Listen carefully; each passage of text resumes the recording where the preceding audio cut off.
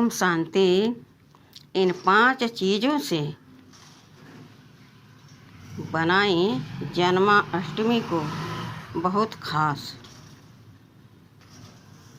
पहला, श्री कृष्ण जन्माष्टमी पर माखन बनाते हैं। सतयुग में श्री कृष्ण कैसा माखन खाता है? एकदम ताज़ा मीठा। तो आप भी ध्यान रखें कि 2 दिन पहले का माखन श्री कृष्ण को न खिलाएं। थोड़ा खिलाएं, लेकिन ताज़ा और एकदम मीठा, खाने में स्वादिष्ट लगे, ऐसा आप उनके लिए माखन तैयार करें। और मिश्री जब उसमें पड़ती है तो वह उसका स्वाद 2 गुना बढ़ जाता है। कहते हैं मिश्री से मीठा कोई चीज़ नहीं। इसलिए माखन मिश्री एकदम साफ और ताज़ा बनाएं।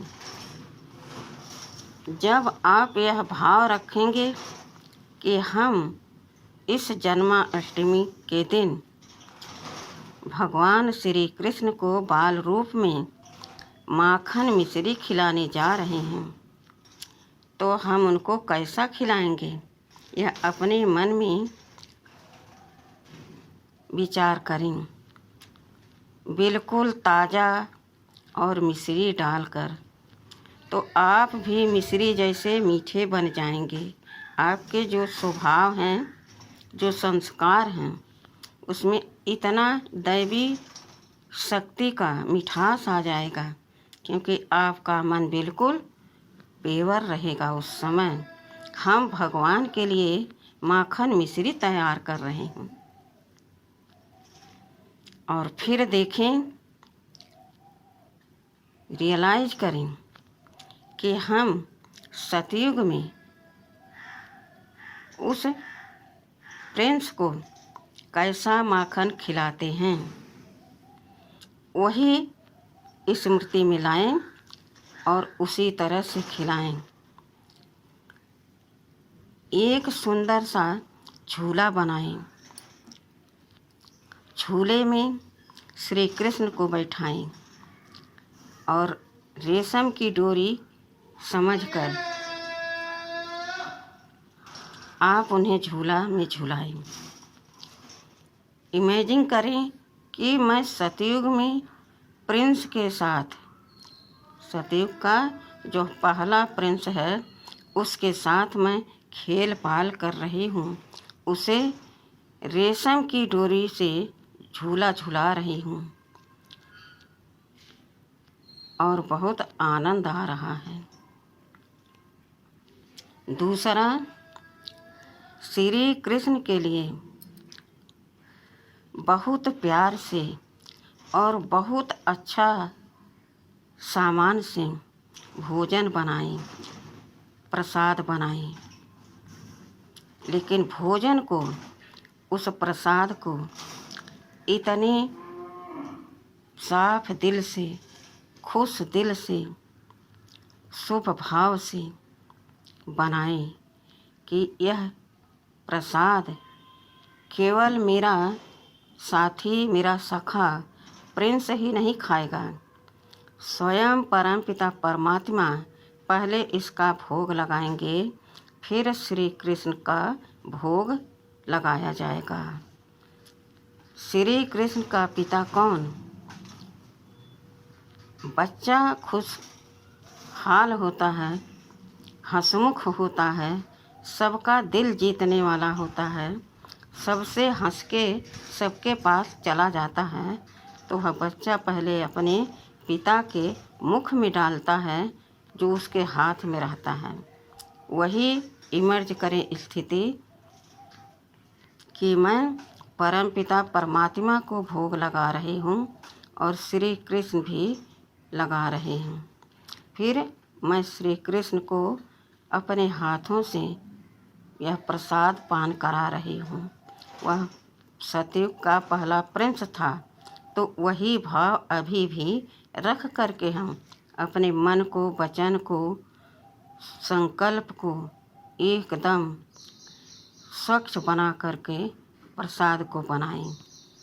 वह प्रसाद इतना पावरफुल, शक्तिशाली हो जाएगा कि आप जब याद में भगवान के और श्री कृष्ण के साथ उस प्रसाद को पान करेंगे तो आपको अनुभव होगा, ओहो, ऐसा आनंद कभी नहीं आता, केवल साल में एक दिन ही आता है।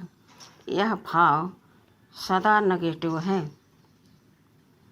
उसी दिन आप संकल्प कर लो, अब तक जो गफलत हुआ सो हुआ, लेकिन अब से, आज से हम जब भी भोग बनाएंगे तो परमपिता परमात्मा के साथ श्री कृष्ण जी का भी भोग लगाएंगे। दोनों का भोग लगाने के बाद वह प्रसाद शक्तियों से भर जाएगा। फिर मैं परमपिता परमात्मा के समान बन जाऊंगी उस प्रसाद को पान करने से, क्योंकि भगवान की दृष्टि पड़ने से वह भोग प्रसाद बन जाता है। यह हम नहीं कह रहे, भगवान खुद कहते हैं, बच्चे पहले जो भी भोजन बनाओ मन साफ, एकदम खुश, और यह भी याद रहे कि यह भोजन बाबा पान करेंगे पहले। जब ऐसा भाव होगा हर दिन, जरा सोचिए, एक दिन में इतनी खुशी, सारा दिन हम खुश रहते, शांत रहते हैं, एक दूसरे से बहुत नम्र भाव से बात करते हैं, तो जो हम रोज़ वही कर्म करेंगे तो हमारी स्थिति कैसी होगी। यह आप विचार सागर मंथन जरूर करें। बहुत गुह पॉइंट्स है ये, कि जो गफलत करते हैं केवल एक दिन त्योहार के रूप में भगवान को या सतयुग के प्रिंस श्री कृष्ण को याद करते हैं, तो हमारी यह रिक्वेस्ट है कि सभी हमारे भाई बहन हर रोज़ यह संकल्प करें कि हमें भोग जो बनाना है, प्रसाद बनाना है, पहले भगवान को पान कराना है, फिर श्री कृष्ण को कराना है, और फिर हम सब पान करेंगे। कितना सुखद सुंदर वह वातावरण और हमारा जीवन होगा, मानो हमारा घर स्वर्ग हो गया।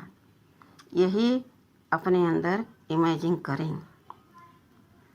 तीसरा, हम भगवान को जल अर्पण करें। पात्र साफ हो, जल साफ हो, मन साफ हो, और आत्मिक स्थिति में स्थित होकर हम भोग के साथ जल भी भगवान को पिलाएं। फिर वह जल भी शक्तिशाली पावन बन जाएगा, और जब हम उसे प्रसाद के रूप में, चंदा मृत के रूप में पान करेंगे तो मेरा मन एकदम पावन बन जाएगा।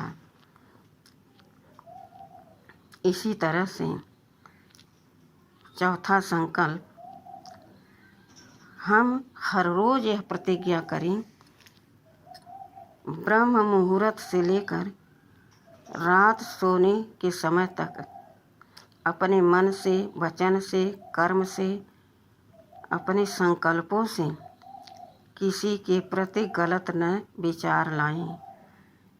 गलत धारणाएं ही हमारे लिए दुखदाई बन जाती हैं। हम जो सोचते हैं हमारा मन उसी तरह होता जाता है, मेरी शक्तियाँ क्षीण होती जाती हैं, और फिर हमें कोई रास्ता नज़र नहीं आता है। तो आज से इस जन्माष्टमी के पर्व पर वादा करें श्री कृष्ण से, सतयुग के प्रिंस से और परम पिता परमात्मा से, हे बाबा, आज से हम प्रतिज्ञा करती हूँ कि आपका जो भी भोजन होगा, जल होगा, एकदम स्वच्छ होगा और सच्चे मन से हम भोग बनाएंगे, जल रखेंगे और फिर आपको पान कराएंगे। वही प्रसाद हम पान करेंगे ताकि हम आपके समान बन जाएं। 5वां संकल्प करें कि मैं आत्मा आज यहाँ पर जो सब कुछ हर रोज़ कर रही हूँ, तो मेरे मन के अंदर, बुद्धि के अंदर यह संस्कार बन जाएंगे।